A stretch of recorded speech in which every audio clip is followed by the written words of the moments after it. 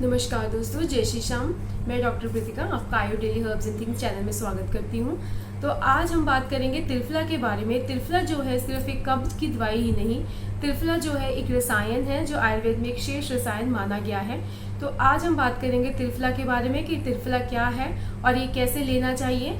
तो सबसे पहले आप इस चैनल को सब्सक्राइब कर लीजिए। तो उसके बाद बात करते हैं त्रिफला की। त्रिफला में त्रिफला, इसमें 3 फल आते हैं, यानी हरितकी, बहेड़ा और विभितक यानी और आंवला। तो हरितकी को बोलते हैं टर्मिनेलिया चैबुला, इसका लैटिन नेम है। विभितक को बोलते हैं टर्मिनेलिया बैलिरिका और आंवला को बोलते हैं एम्बेलिका ऑफिशियल। तो आंवला के बारे में हम पिछली वीडियो में इसकी बात कर चुके हैं कि इसमें क्या इसके बेनिफिट्स हैं और ये कैसे काया पलट करती है, एक श्रेष्ठ रसायन है।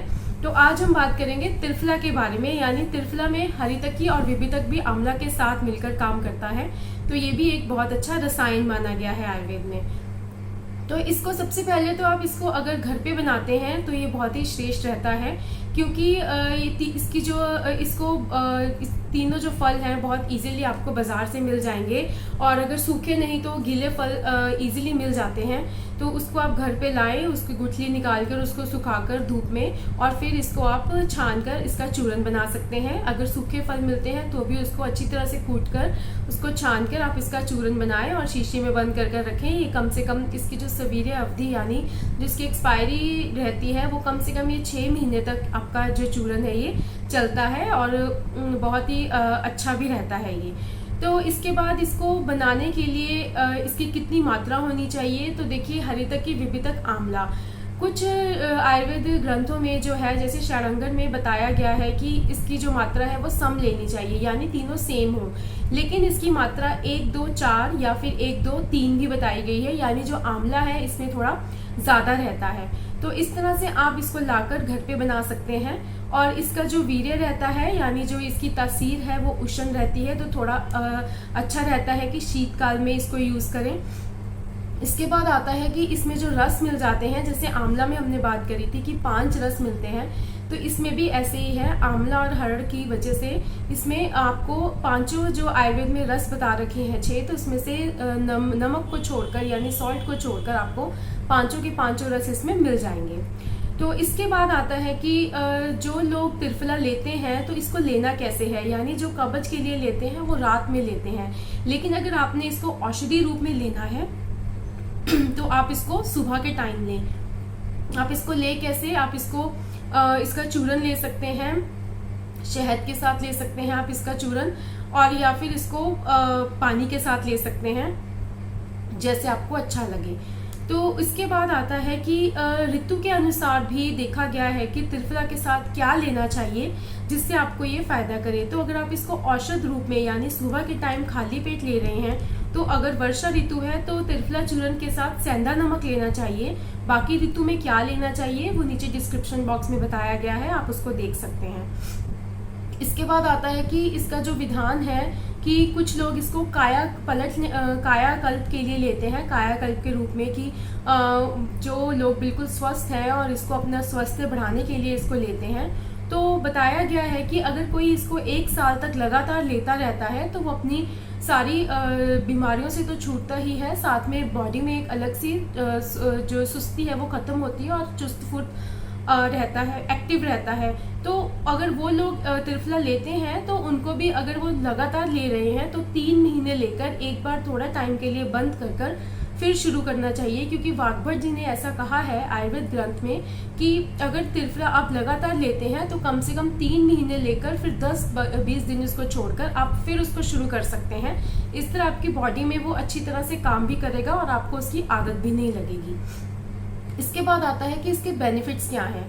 त्रिफला जो है आइस के लिए बहुत अच्छा है। त्रिफला जल आप आइस के लिए यूज़ कर सकते हैं। वो कैसे यूज़ करना है, रात को आप त्रिफला 1 चम्मच पानी में भिगो कर रख दें, सुबह उस पानी को छान कर आप उस पानी से अपनी आइस को वॉश कर सकते हैं। इससे आप देखेंगे कि आपकी जो आईसाइट है वो धीरे धीरे ठीक होने लगेगी, और जो आइस की और प्रॉब्लम है, लाली आ जाना, आंखों में सूजन या खुजली होना, वो सब ठीक हो जाती हैं। और अगर आप इस तरह से नहीं कर सकते हैं तो आप इसको 1-2 चम्मच सुबह जैसे गर्म पानी के साथ इसको ले सकते हैं। इसके बाद इसका वेट लॉस में बहुत अच्छा रोल देखा गया है। सुबह के टाइम खाली पेट आप इसको त्रिफला चूर्ण को गर्म पानी के साथ या फिर शहद के साथ मिलाकर लीजिए। अगर आपको इसका टेस्ट या कुछ अच्छा नहीं लगता है तो आप रात को इसको भिगो दें और सुबह छानकर वो पानी गर्म कर लें। 2 कप पानी, जब 1 कप पानी रह जाएगा तो उसको आप पी लें। तो इससे बहुत ही वेट लॉस में बहुत अच्छा इफेक्ट करता है। देखिए, जितनी भी पेट की समस्याएं हैं उनमें जो त्रिफला है वो रात को लेना चाहिए, और जो कफ की समस्या है उनमें जो त्रिफला है वो सुबह लेना चाहिए। क्योंकि जो त्रिफला है वो पित्त और कफ का तो शमन करता है, यानी उसको जो है वो डाउन करता है, और जो वात का अनुलोमन करता है, मींस वात को अपनी सही जगह पर लेकर जाता है, और स्पेशली ये अपान वायु पे काम करता है। अपान वायु क्या है? जो नीचे से सब निकलने का, जैसे मल मूत्र हो गया, वायु हो गई, फ्लैटुलेंस हो गई, सब निकलने का जो कार्य करता है वो अपान वायु का रहता है। तो मेनली इसका कार्य उस पे होता है। तो जो वात का ये अनुलोमन करता है, इसलिए ये जितनी भी आपको कफ की समस्याएं, कफ रिलेटेड समस्याएं रहती हैं, उनमें जो त्रिफला है वो सुबह ही लेना चाहिए। इसके बाद इसका स्किन और हेयर्स में बहुत अच्छा रोल देखा गया है। स्किन में कोई भी फोड़े, फिंसी, दाग हो तो आप उस पर त्रिफला डायरेक्ट अप्लाई कीजिए, या फिर पानी के साथ सुबह के टाइम आप ले सकते हैं। और हेयर्स में इसकी लेप बनाकर त्रिफला का आप जड़ों में लगाइए। आप देखेंगे आपके बाल तो धीरे धीरे काले होंगे ही, साथ में स्वस्थ हो जाएंगे, जो झड़ने लगे हैं वो भी ठीक रहेंगे। इसके बाद जो लोग चाहते हैं कि उनका वेट भी लॉस ना हो और जो बॉडी है वो भी अच्छी बनी रहे, जैसे जो जिम के लोग होते हैं वो कहते हैं कि हमारा वेट लॉस ना हो लेकिन हमारी बॉडी बनाने के लिए हमें बहुत कुछ खाना पड़ता है, तो हमारा डाइजेशन अच्छा नहीं रहता है। तो वो लोग क्या कर सकते हैं? वो लोग या तो रात को या फिर खाना खाने के बाद जो है त्रिफला ले सकते हैं। और सुबह आपको ये ध्यान रखना है कि अगर आप मॉर्निंग टाइम त्रिफला ले रहे हैं तो कम से कम 40-50 मिनट कुछ ना लीजिए, उसके बाद आप अपना नाश्ता कर सकते हैं। इसके बाद त्रिफला का जो रोल है वो डायबिटिक पेशेंट्स में बहुत अच्छा देखा गया है, जो कि स्थूल प्रमेय है, यानी जो सेडेंटरी लाइफस्टाइल की वजह से जो डायबिटिक पेशेंट्स हैं या फिर जो थोड़े वेट गेन है, जो मोटे हैं थोड़े, तो उनके लिए जो त्रिफला है वो सुबह लेना चाहिए। 2 से 3 ग्राम खाली पानी के साथ, या फिर आप जो डायबिटिक पेशेंट है वो थोड़े गुड़ के साथ त्रिफला ले सकते हैं। तो इसमें ये बहुत ही अच्छा इफेक्ट करता है। तो त्रिफला के ये सब फायदे तो हैं ही, लेकिन कुछ ऐसी सिचुएशंस भी होती हैं जिनमें त्रिफला नहीं लेना चाहिए।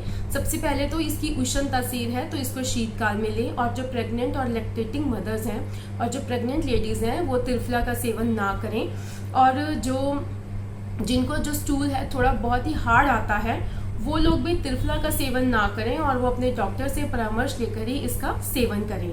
बाकी अगर आप इसका सही तरीके से और सही समय पर इसका सेवन करते हैं तो ये त्रिफला जो है कि सब बीमारियों से तो दूर रखता ही है, और जो स्वस्थ हैं उनका स्वास्थ्य भी बनाए रखता है। तब तक के लिए आप फिर मिलेंगे अगली वीडियो में। तब तक के लिए आप अपना ध्यान रखें। नमस्कार।